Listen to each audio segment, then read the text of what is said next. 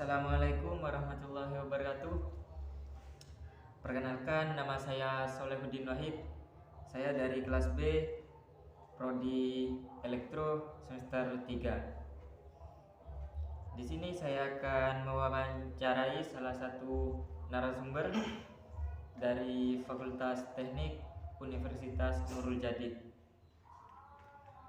Baik, kita langsung saja perkenalan dulu. Monggo bisa diperkenalkan. Sebelumnya perkenalkan, nama saya Ahmad Rian Hidayat dari Fakultas Teknik juga, khususnya di Prodi Informatika kelas C semester 3. Baik, kita langsung saja ke pertanyaan yang pertama.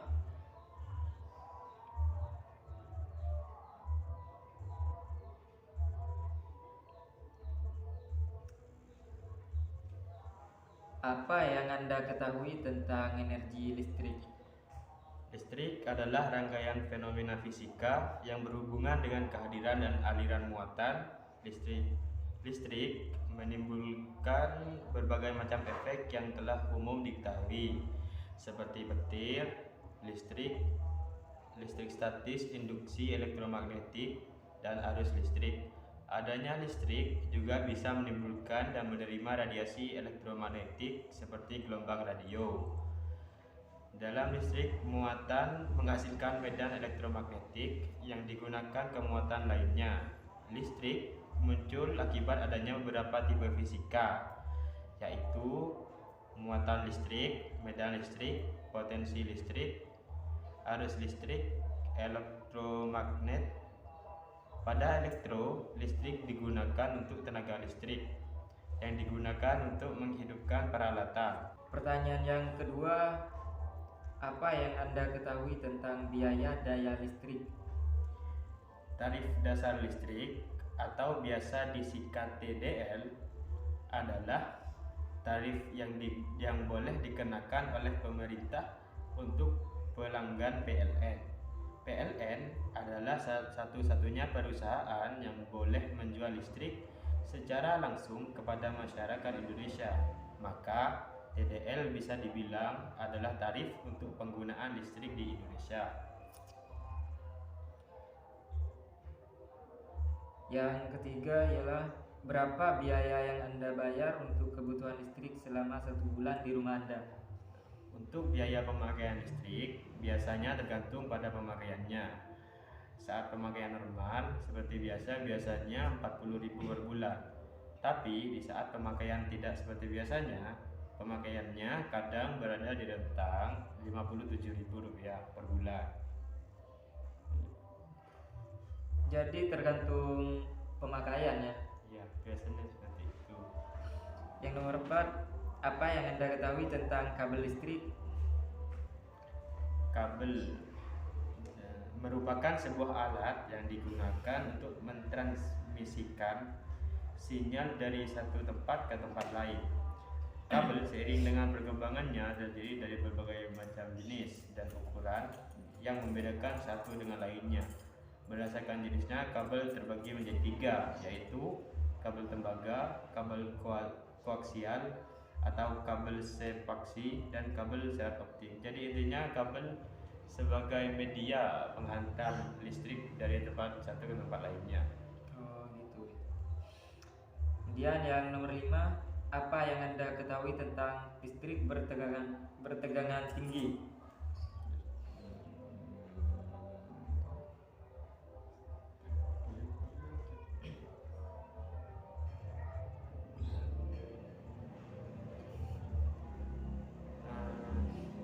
Tegangan listrik merupakan beda potensial antara dua titik.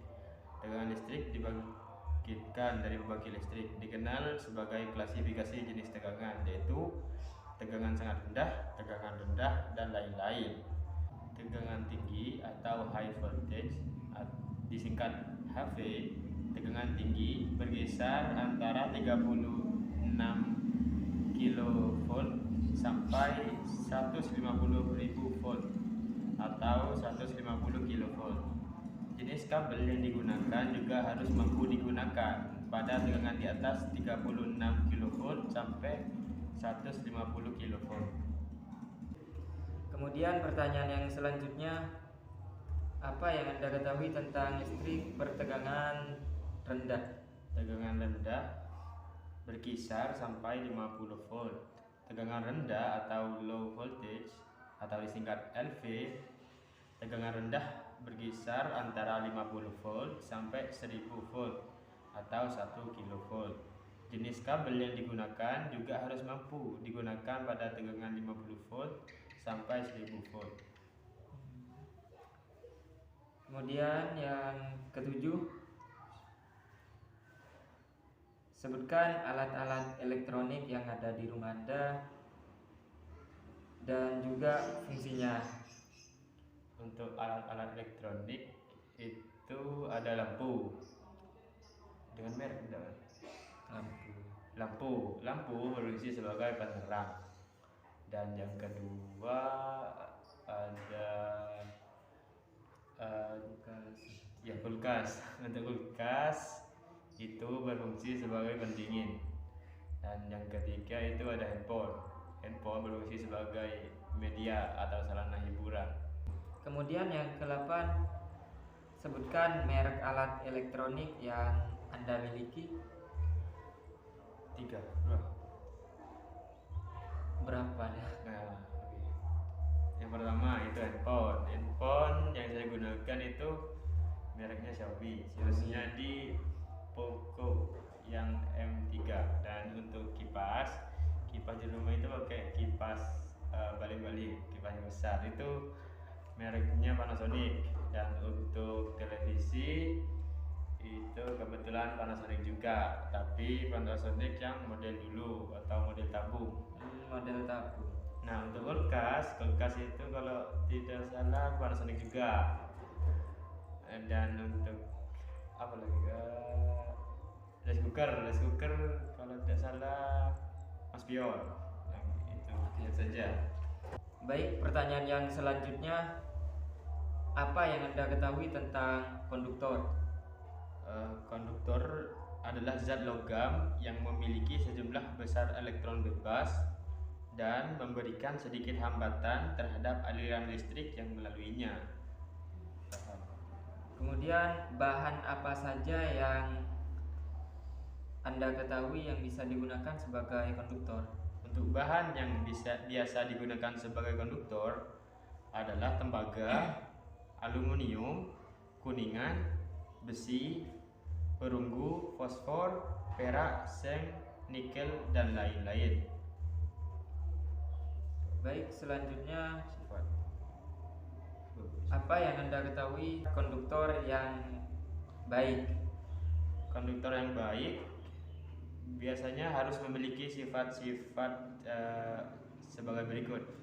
Yang pertama, resistivitas rendah. Yang kedua, lebih sedikit variasi dalam resistensi dengan suhu. Yang ketiga, kekuatan mekanik yang baik. Yang keempat, berat jenis yang kurang. Yang kelima, resistensi tinggi terhadap korosi. Yang keenam, duktilitas tinggi.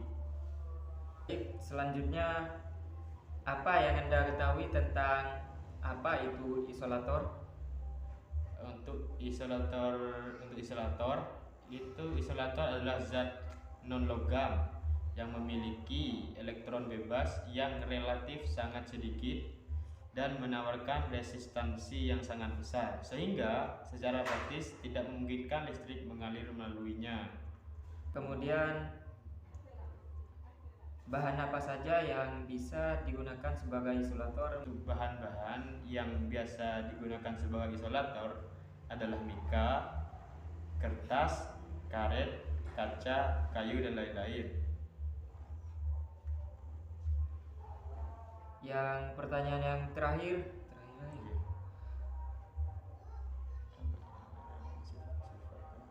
apa sifat isolator yang baik? Untuk sifat isolator yang baik harus memiliki sifat-sifat sebagai berikut. Yang pertama itu non-higroskopis, yaitu tidak akan menyerap kelembapan. Yang kedua, resistensi tinggi terhadap korosi. Yang ketiga, kekuatan mekanik yang baik. Yang keempat, resistansi isolasi tinggi. Dan yang terakhir, high breakdown voltage. Terima kasih. Mungkin itu saja yang bisa saya tanyakan dalam wawancara kali ini. Apabila ada salah kata, saya mohon maaf. Assalamualaikum warahmatullahi wabarakatuh.